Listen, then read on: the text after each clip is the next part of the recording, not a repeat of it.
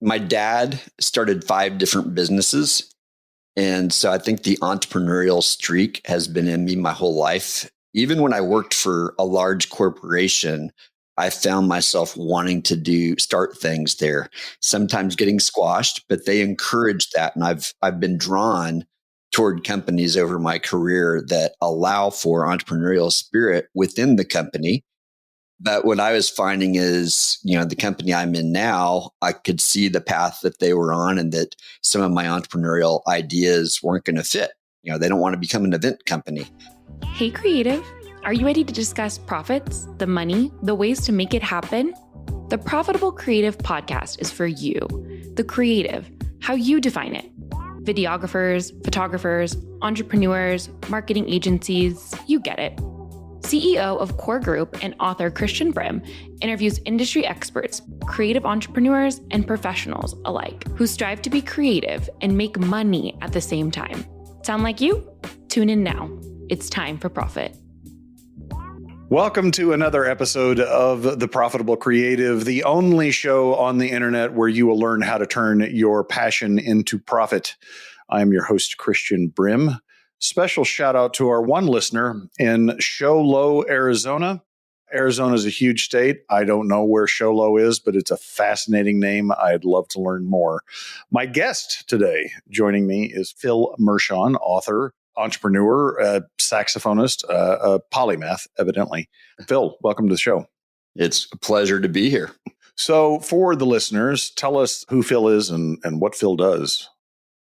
Polymath is a great description. I've got a lot of different interests. I am a musician, so grew up playing clarinet and sax. I've actually been a professional musician for, 15, 20 years. Was a worship pastor for a number of years. I've got 4 degrees, which is kind of ridiculous. But from economics to music to counseling to divinity, I've been working with a company called Social Media Examiner for the last 15 years, pretty much from the beginning, and helping to run a conference called Social Media Marketing World. You said I wrote a book, so first-time author, working on a second book. I barely started, but I've got the idea for it. And then started my own company a few years ago, but really started investing in it last year, called Unforgettable Events, which is an event strategy company. And I know I've worked with you and others on events that people are producing. Yes, you have. I do have the benefit of having met with you a couple of times, and I did leave off some of those things that I already knew about you, so I apologize for that. So I guess my first question is, what led you to start a business? A few different things. My dad started 5 different businesses. And so I think the entrepreneurial streak has been in me my whole life. Even when I worked for a large corporation, I found myself wanting to start things there, sometimes getting squashed, but they encouraged that. And I've been drawn toward companies over my career that allow for entrepreneurial spirit within the company. But what I was finding is, the company I'm in now, I could see the path that they were on and that some of my entrepreneurial ideas weren't going to fit. They don't want to become an event company. They run an event, but they don't want to be an event company. So I felt like I needed an outlet, and I was given permission to do it. And so started dabbling, but really was given permission wide open last year to start running for it. But I think that's it, the entrepreneurial spirit, wanting to make a mark, wanting to make a difference. So how have you kind of juggled do you juggle? I don't. Not very well. Okay. How do you juggle those two, like running a company and then still having, I assume, a full-time gig? How do you manage that? Sometimes not very well. Like I'm behind on a number of things because of trips that I've taken to speak at events and consult with companies. Like managing that time balance, is sometimes challenging. And project management tools definitely help, particularly on the day gig, I'll call it Social Media Examiner. They keep things organized and let me know where the priorities are. Sometimes I don't do as well with the entrepreneurial business. I tend to end up working in the business sometimes instead of working on the business. And that gets me in trouble when I was like, okay, I've made it through all the things that were on the books. And literally right now, there's nothing on the books. Well, there's actually something on the books, but it's not defined. So that's like the challenge there. Do you see a path forward where you stop your day gig and just do unforgettable events full time? I think the potential is there.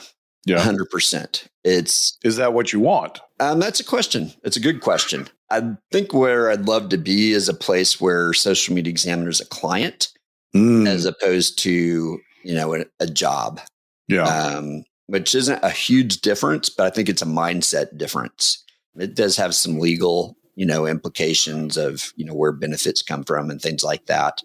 So, but, being able to have a few significant clients and then being able to take the small gigs and the speaking gigs along the way, I think is where I'd like to be. And, maybe even getting to a place where there's multiple employees. I have a desire to create frameworks that I can teach others where people can do what I do. So that's in my mind for down the road. And, but right now, just getting to a place where it is a full palette is first goal. Yeah. So that's not, I don't think, an uncommon story where people start their business as a side hustle and then move to a point of either making a choice or having a choice forced on them to pick a path. I've yet to interview somebody that didn't pick the path of entrepreneurship. So we'll keep our fingers crossed for you. Tell me who your ideal client is for unforgettable events. Like who are you trying to work with? There's a couple different types of clients, really two. And this is what I say for my podcast, which I forgot to say I'm a podcaster. Of course you are. So two different ones. One is somebody who's starting a new event. They may have already done events before, or it may be their first event, but the startup phase is where I'm really good with the creative and helping to define a lot of what goes into that.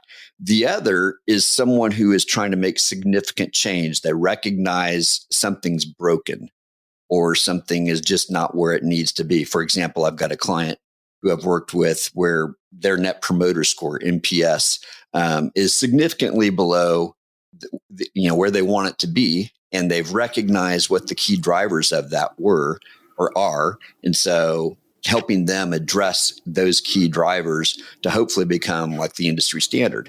And so those are two examples of the kinds of people that I work with. And that second one probably is going to be larger companies, to be honest, larger events, as opposed to small events. A third service I provide, though, is secret shopping, like going to an event and giving feedback on what I see in the event of opportunities for improvement. Okay, so has just some filling out the map here for my purposes, and maybe the audience would be interested. Has the event industry recovered from COVID entirely or not? I think it's recovered in a way, but it's had a new focus.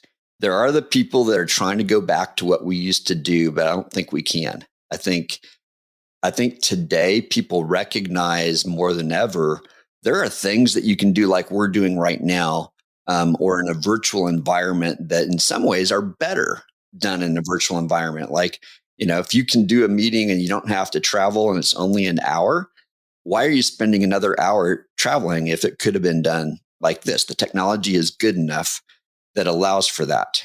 There's certain things that you can go search the internet and find someone who's already talked about it in a podcast or on a video, or you could pay for access to a course. So I think what the events industry is grappling with is, what are the things we can only do when we're together versus what are the things that are best done in a virtual environment? But I think what's recovered is the desire to be together. And initially in 21 and 22, when events started to emerge again, the desire to be together was so strong, that people were flocking to events. That has stopped. That's not happening in the same way. Now people are calculating more which event. We've got a lot of options.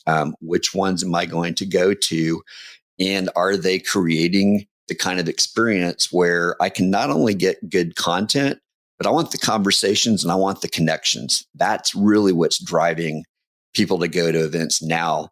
Whereas pre-pandemic, we didn't have that same criteria. People didn't all know what you can do on a Zoom or some webinar platform. A lot of people weren't forced into the digital events. Right.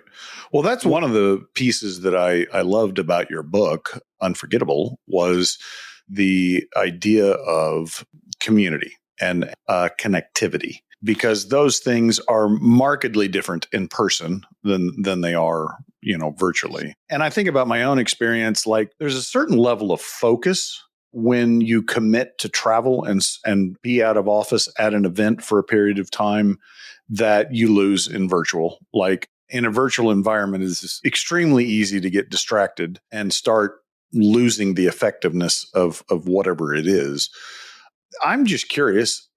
So in general, you've got your huge events that are obviously profitable, but are most events a cost center, or do they make money? So there's different types of events, right? Some events aren't trying to make a profit. It's a marketing tool. So they're trying to, whether it's branding or they're trying to sign up customers or they're selling a program. There's a lot of events that is the goal, and they're willing to spend a certain amount of money because they know it's attracting potential new clients. Other events are seeking to make a profit. That's like their bread and butter. That's how the company is living. And, obviously event companies, that's what they do. They want to run it in such a way that they make a good profit. Whereas, someone like you or someone that has coaching clients, you're willing to even have a loss, right? Because you're getting the right people in the room where, eventually some of them are going to sign up and do business with you, so that it will have been worth it. Where do you see you helping? Which of those two types do you see yourself helping more, or are you agnostic? I am agnostic as far as that goes. I think, I can help either one. The kinds of things that I talk about are going to help, both of those want networking and connection. They want it to be a memorable event, something that people will talk about when they go back home, and they're going to likely want to come back again. Like retention is super important. Word of mouth marketing is super important in both cases. So how you define success in terms of profit, that comes later. I want to help increase profit if that's your goal, or increase sales if that's your goal. And I think a great event is going to result in either one of those, depending on what your purpose is. Today's episode of The Profitable Creative is brought to you by Core Group. Are you tired of doing it all yourself? Do you feel like you have no plan? Let Core Group guide you to build the business of your dreams. Core Group, your go-to accountant for creatives. So where in starting your business, where in the journey did you write your book? I mean, like, what was the intent in writing the book? I started writing around 2017 is when I first had the idea. When I signed the contract was in 2019. So I'd written a book proposal and I started floating it. And, fourth quarter, I guess, I signed the contract and began working on it. And then 2020, the world falls apart. And I wasn't trying to write first quarter 2020. My plan was second quarter, let's get it done. But, who wants an events book in the middle of a pandemic? So the publisher and I both agreed we should put it on hold until it made sense to pull it back out, which took until I think it was early 22 when I started working on it again. And that's the year we got it done and, prepped for publishing by the end of the year. And then it was September of 23 when it came out. So if I got the timeline right, you started writing the book before you had started your business. Correct. Well, no, I started the business, formally, like applied with the state of Kansas and said, okay, I'm putting a stake in the ground. I'm going to do this business. But it was a dabbling. I didn't really have a business plan. But that was around the time that I started really writing the book. Like 17 and 18 was just, I wrote 100,000 words probably in a lot of different things, but I didn't really have it figured out. Like, what's my model? How does this all fit together? It took a few years for that to all gel in my brain. So was it kind of like part of the process of you deciding to start a business and what that business actually would look like? I think yes, and definitely the pandemic threw a wrench in terms of the business. Like, I put it on hold, just like I did the book, and wasn't as serious in getting the book or the business back out once I came out of the pandemic. It's like I just didn't have the same drive for it and wasn't sure, is that the direction I want to go? Was asking a lot of those questions. So it was really last year when that became more clear. So what would you say in your journey right now is your biggest challenge as an entrepreneur? Like I said, focusing on running the business while having multiple things going on. I am a creative, I'm a polymath, and I easily get distracted by things I'm interested in that might not be profitable. You just ask my wife. And so having the focus and the discipline to pursue the things that are going to be profitable while still doing the things that are fun. I need the fun. I need the music to feed my creative soul, which does end up germing up ideas or generating ideas for things that will be profitable. So I think the biggest challenge is working on the business and making time for that probably pretty much every day. Have you read the book Free the Idea Monkey? I think is the title of it. I've never heard of it.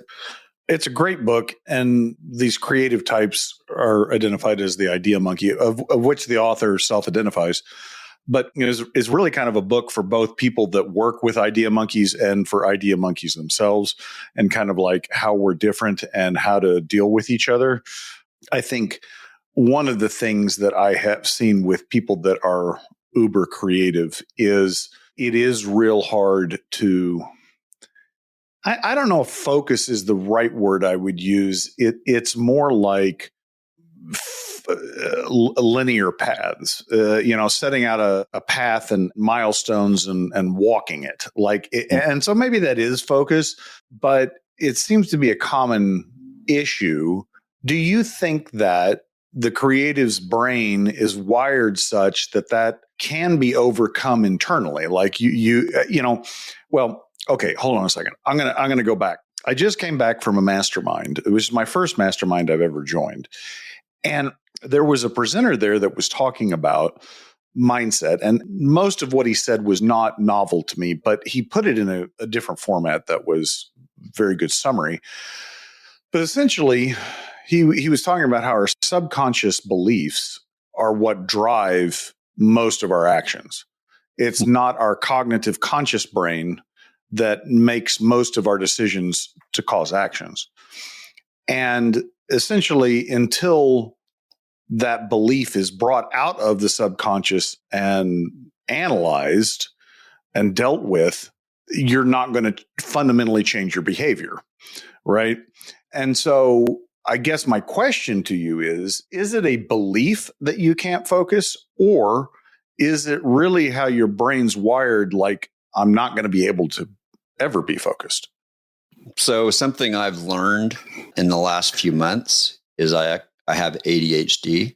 Yes. And I wouldn't be surprised if that's common among creatives. Yes. And so I am working on trying to manage that both through meds and personal practices. And if I look back over my adult life, I can see the pattern, which I hadn't really noticed before. It has become more pronounced recently. I'm not sure all the reasons for that. I know, I'm convinced social media has played a part in that just because it's distracting and it can keep you away from deeper thought. I know one thing for me is if I don't have creative outlets, there's something that happens to my soul and my creativity. So I become less creative if I'm not doing creative things that maybe have nothing to do with my primary. It's just a matter of balancing that with not doing that so much that I'm not actually working on projects, the business that I have, before me. Yeah, it's interesting you say that, because my first reaction to that is entrepreneurship is like the ultimate creative activity, right? Mm-hmm. In other words, I think an entrepreneur at heart could never find the end of that trail of finding problems and solving them. Like, that's just kind of the way we see the world. But I think what's happened in my journey, and I think happened what you're describing, is when those things that you're having to do to solve those problems aren't terribly interesting to us, right? Mm-hmm.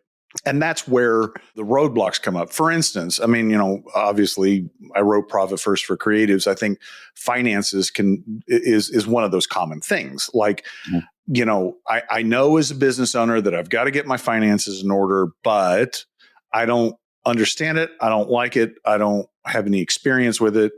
So I don't do it. Now, you could take that to project management or marketing activities or whatever it is you don't like to do. Does that resonate? Does that sound? Oh, 100%. Like, yeah. I'll do it for a while, but then I lose interest, and wish that I was making enough money that I could pay somebody to do it for me, which, isn't real right now. So yeah, whether it's finance or project management, or even like the production of my podcast, I love the talking, but the producing is like, someone else could do that now. I've been doing it for 25 episodes. I'm good. Yeah. And I think you hit on a good point, is the economics of it, right? So, you like doing the recording of the podcast, maybe the planning of it, the interview, selecting guests. I don't know, what aspects of it you like, but post-production and maybe distributing it and marketing it doesn't interest you. And I think the quicker we can figure out how to offload those things that we won't do, is the key to success. I was just recalling this story yesterday of Walt and Roy Disney. I think we talked about this when we spoke earlier, but Walt wants to put the monorail through the hotel. And he comes in and he's pitching it to Roy, his brother, who is the operational guy. And Roy has a fit because it's going to cost millions of dollars and they've already drawn the architectural plans and blah, blah, blah. And Walt just throws up his hands and says, I don't care how much it costs, just figure it out, and walks out. Well, of course, there is a monorail through the hotel. So he did fix it. He did figure it out. But, someone like Walt that was uber creative, I don't think he could figure it out. Like, he needed that Roy to be able to execute on that vision.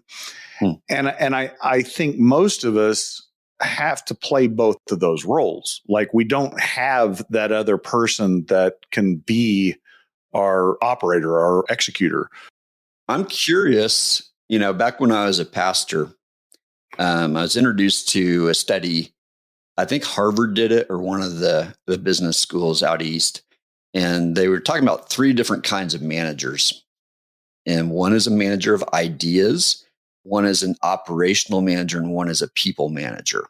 And the model that was presented is really on a staff for a church, and I think within a business. There's the article was in businesses. You need those 3 types of leadership for a company to be successful. And normally those don't all reside in one person. We might have a dominant and a secondary, but we probably aren't all 3. Definitely true of me. Idea first, people second. Operations is like, way out the window. Not even on the list, probably.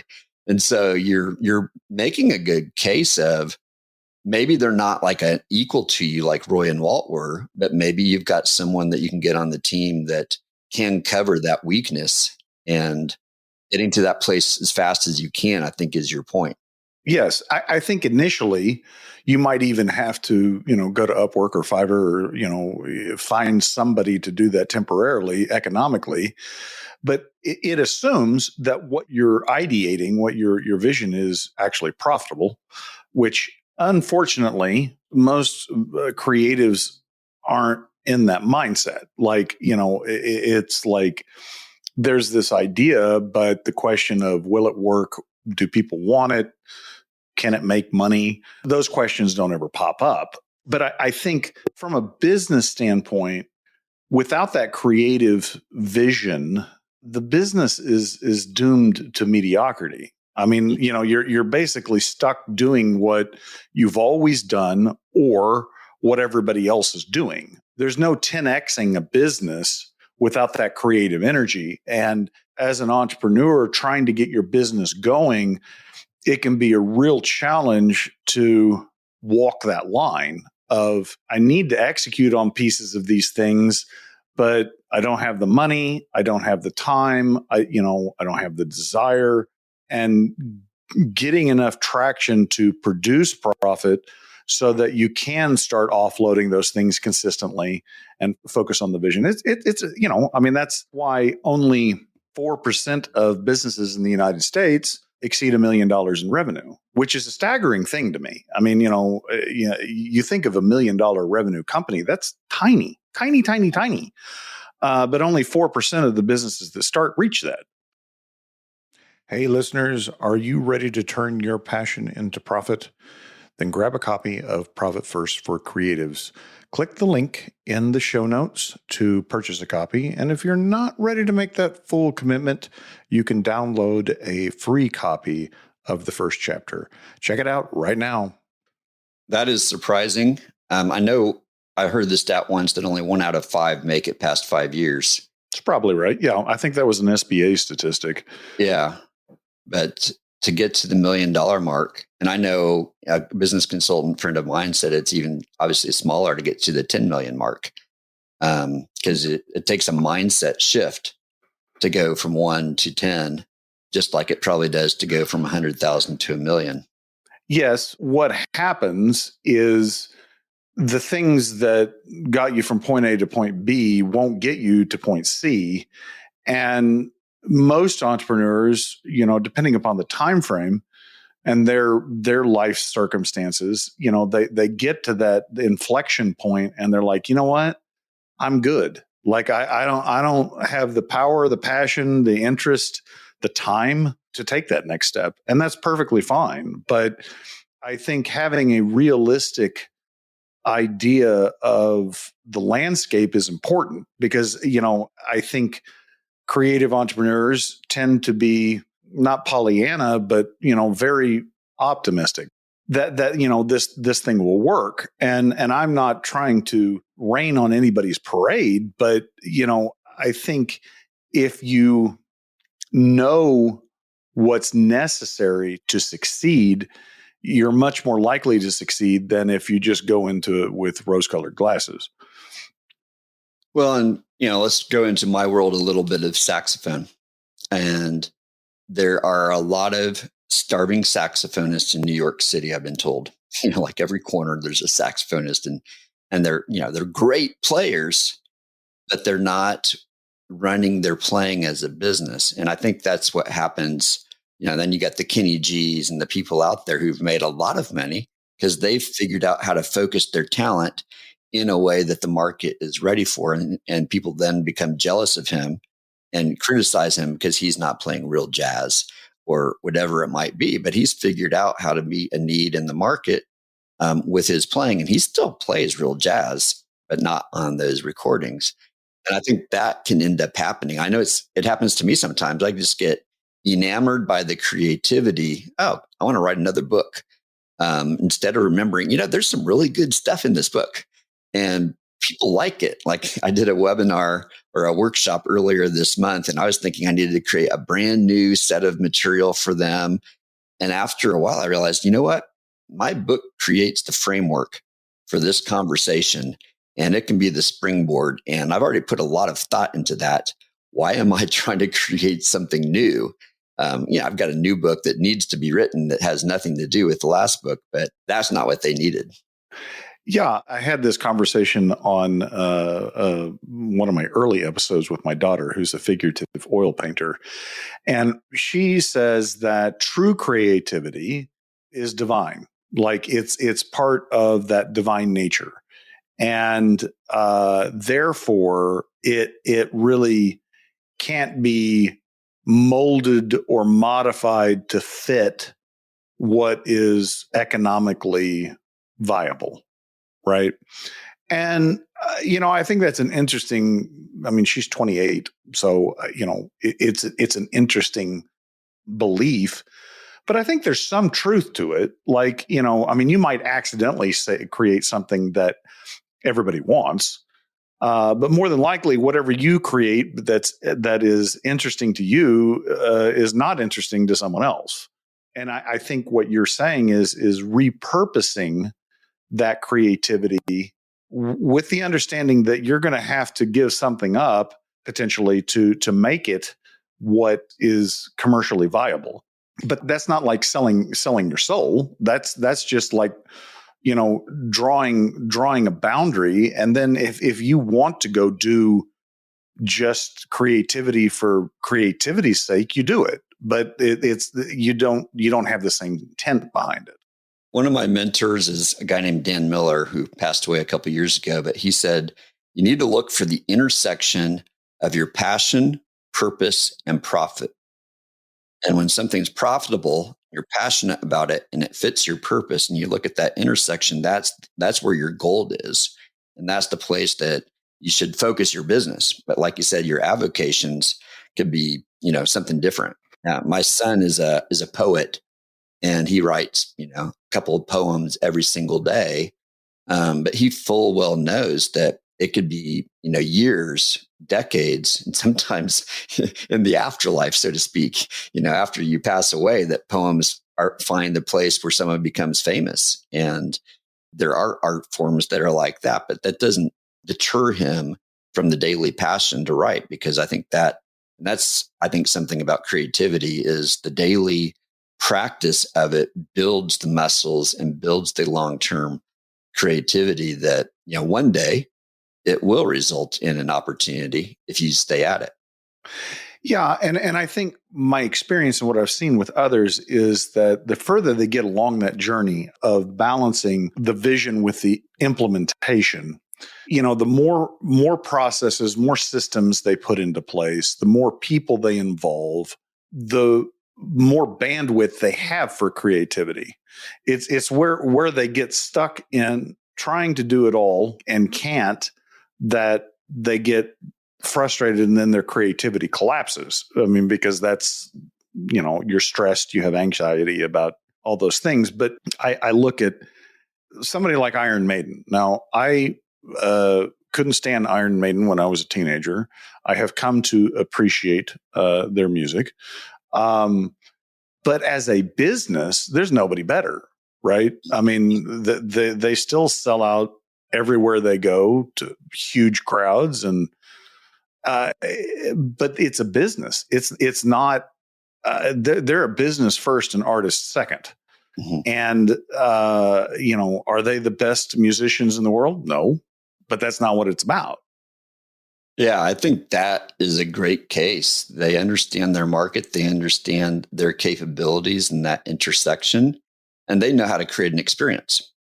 Grateful Dead's another great example. They knew how to create a great experience, and people would go to every concert because it was going to be different every night. And I think, that understanding of yourself and that intersection, and that's the profit part of that triad, is when you understand where that intersection is, then it can be a sustainable business. And I know I get distracted sometimes by just going into what I'm passionate about and not keeping in that intersection. And then I get frustrated because it's, I'm not finding clients or not finding opportunities. And, that becomes depressing, and it creates a cycle of spinning out and, having to emerge again and try again. And I think you're really helping just in this conversation for getting me focused on what is that vision? What is that, that vision that is bigger than what anybody's doing that I'm uniquely qualified to do.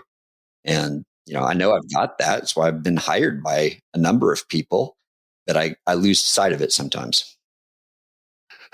Yeah, it is easy to have the vision clouded when it's over the horizon. There is a boulder or a mountain in front of you. But I think, to your point, the vision doesn't go away. It's not gone. It's just obscured temporarily. I think that the whole purpose thing, I look at you, and I after my discussions with you and reading your book, I can tell you're passionate about it. I will stipulate the purpose, that you feel there's a purpose behind it. And I definitely see the profit component because, I've been to so many bad events that like there's a match between what you do and the market need, if you will. So I would encourage you to continue down that road because I think you're onto something. Oh, and I know I am. I'm getting those signals from a number of places. It's just, I think the marketing, that's the part that I'm not as good at and struggle with, both consistency and just knowing, where the people are and finding them. And the stick-to-itiveness, that's probably one of my challenges. Well, and I think though, yes, I would agree with all of those things, but I think the thing that you and people like you bring to the table is you already have a built-in advantage with your creativity. Like, so it's like, okay, here's this problem. How can I solve it the way no one else has solved it? Like, you don't have to do marketing the way everybody else does, right? I mean, you have the ability to come up with a novel solution to the problem. Whereas most people out there are like, well, I put some stuff on digital marketing and I've sent out some mailers and nothing's happening. And then they're stuck. It's like, well, I don't know. Everybody's got convergent thinking. Very few of the entrepreneurs or people out there, I think entrepreneurs generally have a divergent path of thinking. They're like, well, have we thought about this? Have we thought about that? So I have complete faith that you'll figure it out. Yeah, it's a really interesting point that we can use our creativity in a certain box, but we don't think about using it somewhere else, like in marketing or like in, looking at operations in a different way. Because you wrote the book Profit First for Creatives. And I know there's books out there about organization for creatives. And like, we don't have to do it the same way as everybody else to accomplish our goal. And so having that permission, I think, is important. So I would love to hear you play some saxophone for the audience. Well, let's do it.